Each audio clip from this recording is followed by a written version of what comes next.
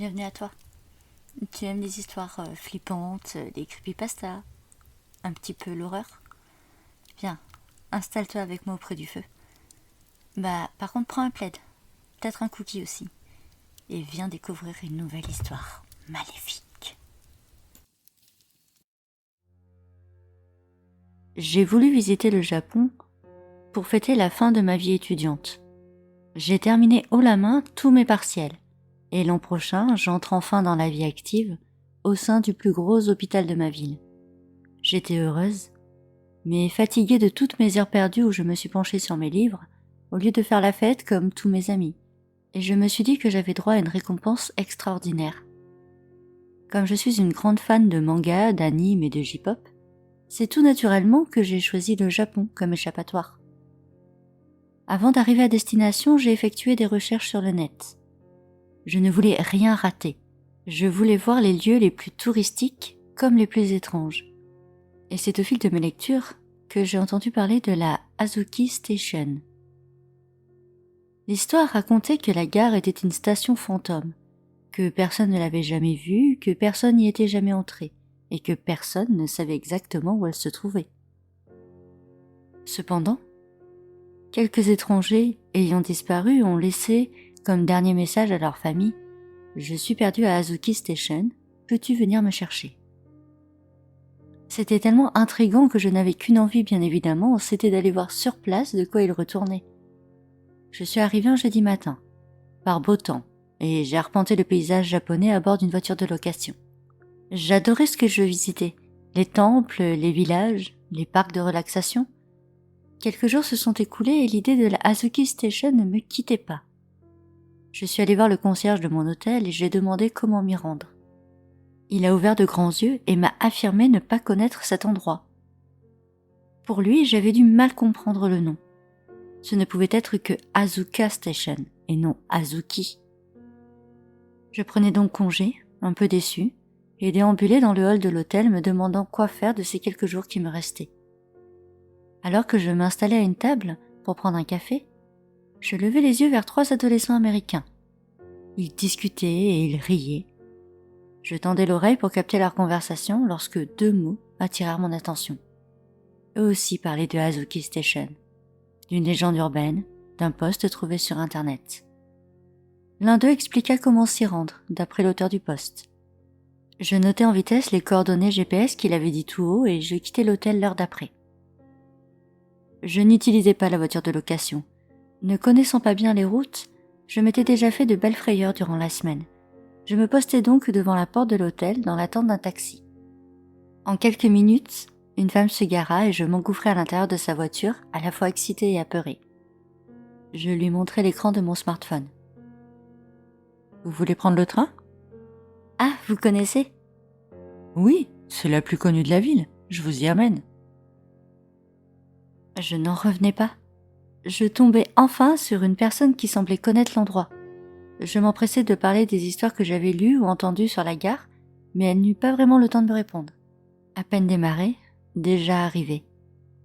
Je sortais donc de la voiture, je lui tendais quelques yens pour la course et fis demi-tour face à l'entrée de la gare. Elle redémarrait vers une autre destination lorsque je tentai de l'arrêter. « Attendez, vous vous êtes trompé. Ce n'est pas ce que je vous ai indiqué. » Il était trop tard. Je la voyais au loin tourner vers le carrefour suivant. Un peu dubitative, je montai tout de même les quelques marches qui me menaient à la porte en verre de la gare et je me présentai au guichet. « Bonjour, veuillez m'excuser. Je vois que je suis à Asuka Station. Pouvez-vous m'indiquer comment me rendre à Azuki ? Il y a eu un quiproquo avec mon taxi apparemment. » La jeune femme de l'autre côté de la vitre me regardait l'air méfiante. « Je suis désolée madame, mais il n'y a pas de gare du nom de Azuki. » « Vous êtes certaine ?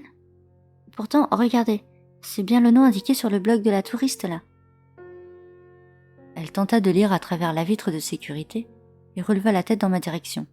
« Je suis désolée, soit la personne a fait une erreur en écrivant sur son blog, soit c'est une mauvaise farce. Vous n'êtes pas la première à nous parler de ça, mais je peux vous assurer que sur notre réseau, il n'y a aucune station de train du nom de Azuki. » Je reculai doucement. « Désirez-vous un billet pour une destination précise ? » Je Non, Bon, puisque je suis là, pourriez-vous m'indiquer où me rendre pour passer une bonne journée ? La jeune femme se mit à me sourire. Je vous conseille de prendre le train en direction d'Osaka. Vous y passerez une merveilleuse journée. Bien, dans ce cas, je vais prendre un billet de train pour là-bas. Quelques minutes plus tard, j'étais installée dans un fauteuil confortable du wagon de tête. Nous n'étions pas nombreux lorsque ce dernier démarra. Les cahots, le bruit et la fatigue me plongèrent droit dans un sommeil de plomb.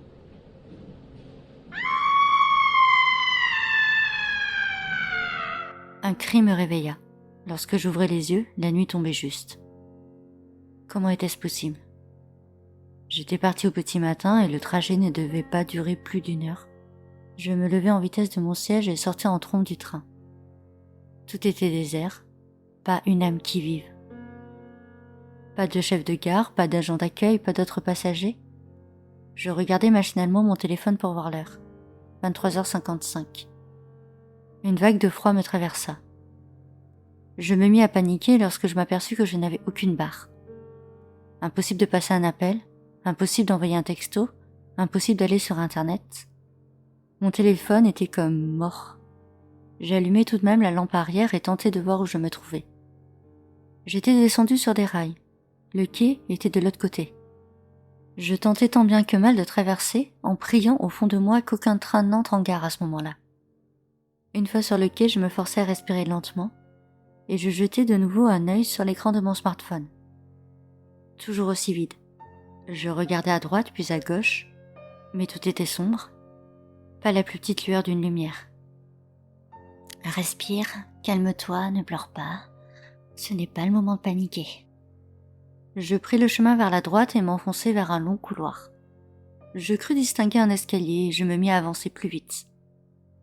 J'avançais presque en courant lorsque je touchais les premières marches. Je franchissais la sortie comme une marathonienne. Enfin, à l'air libre. Un panneau lumineux indiquait le nom de la gare, Azuki Station. Je regardais le panneau à m'en brûler les yeux. Je pensais que c'était simplement une légende, mais j'y étais enfin arrivée. Je prenais mon portable pour en faire une photo et je vis qu'il y avait assez de réseau pour envoyer juste un message. J'ouvrais mon appli en vitesse et envoyai à ma sœur « J'ai enfin trouvé la Azuki Station. J'y suis actuellement, regarde !» Et je glissai la photo en message suivant. Cependant, la photo restait en attente. N'en prenant pas garde, j'observais les alentours. Des champs à perte de vue, la nuit étoilée et quelques arbres. Rien d'extraordinaire. « Hello !» Je sursautai. « Oui, y a quelqu'un ?» Sortie de nulle part, une femme s'avançait vers moi. Elle portait des vêtements d'un autre temps, mais me paraissait totalement saine d'esprit. « Hello, je me prénomme Sylvette. Et vous, comment vous nommez-vous » Je suis Cathy. » Oh, quel étrange prénom. Vous êtes peut-être égarée ? Je dois vous avouer que je suis bien heureuse de rencontrer une nouvelle dame. Je commençais à me languir d'être seule ici depuis tout ce temps. Mais j'oublie toutes mes bonnes manières. Veuillez vous joindre à moi, nous discourrons en marchant. Je la suivais et ne pouvais m'empêcher de la croire sortie tout droit d'un film. « Sylvette, êtes-vous actrice ?» Oh non, grand bien me fasse. Je ne saurais être l'une de ces écervelées. Je suis maîtresse de maison dans une charmante bourgade française. Vous êtes française, me semble-t-il, non ? Oui, c'est ça. Je la suivais encore lorsque je m'aperçus qu'un de ses bras était d'un blanc d'albâtre. Je soulevai délicatement mon téléphone pour m'apercevoir qu'à la place de son bras gauche se tenaient parfaitement ses os apparents. Mon cœur faillit jaillir de mon corps. Je fis demi-tour et m'enfuyai le plus vite possible. Je n'eus pas le temps d'entendre ce qu'elle me criait. J'entrai à l'intérieur d'un tunnel sombre et reprenais mon souffle. Sylvette était hors de portée de ma vue, mais ma rencontre avec elle me hantait encore. Au loin, j'aperçus une petite fille qui se précipitait dans ma direction. « Salut toi, t'es une nouvelle copine ? Bah, pourquoi tu réponds pas ? T'as plus ta langue ?» Je la fixai tout en me retenant de hurler. La partie droite de son visage était à moitié décomposée. Son œil ne tenait plus que par son nerf optique, et lorsqu'elle me sourit, sa mâchoire fit un bruit de masticage absolument abject. « T'as pas l'air dans ton assiette. Tu veux jouer avec moi ? » Sylvette, elle veut pas. Elle a peur de salir sa belle robe. Et puis, Je veux pas approcher le docteur, il me fait peur. Il attaque tous les nouveaux. Fais gaffe à toi, hein, si tu le vois. C'est qui le docteur? L'homme avec une seule jambe. Il s'amuse à faire peur aux gens perdus. Mais si t'attrapes, il va te faire mal. Très très mal. Tu sais comment on part d'ici? Bah non, sinon moi aussi je serais partie, crétine. Je m'éloignais en silence et m'enfonçais encore plus profondément dans le tunnel. Je sentais un vent frais frôler mon visage. Je savais que la sortie n'était pas loin. Alors que j'atteignais enfin le but, un son étrange me figea sur place. Le bruit d'une canne. Une silhouette de haute stature était à quelques pas de moi. Un œil mauvais, l'homme avec une seule jambe s'avançait vers moi. Du sang s'égouttait de son moignon, des lambeaux de peau étaient encore fixés à sa cuisse. J'avais froid, j'avais peur. Je n'ai pas eu d'autre choix que de repartir dans le tunnel derrière moi pour lui échapper. J'avais l'impression d'être une souris prise au piège. Alors que je tentais de courir le plus vite possible, je sentis l'une de mes chevilles céder. Je tombai aussitôt. Une douleur atroce me clouait au sol. Je touchais ma blessure. Mon tendon d'Achille avait été coupé net. L'homme que la petite fille appelait le docteur était juste derrière moi. Il tenait dans les mains un scalpel ensanglanté. Je ne sais pas par quel moyen il m'avait attrapé, puis blessé. Je tentais de hurler mais aucun son ne sortait de ma gorge. Il me maintenait au sol et commença à rire. Son scalpel plongea lentement dans ma joue et je sentis aussitôt mon âme se décomposer.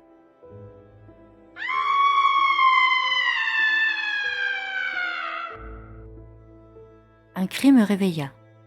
Lorsque j'ouvrais les yeux, la nuit tombait juste. Comment était-ce possible? J'étais partie au petit matin et le trajet ne devait pas durer plus d'1 heure. Je me levai en vitesse de mon siège et sortais en trombe du train. Tout était désert, pas une âme qui vive.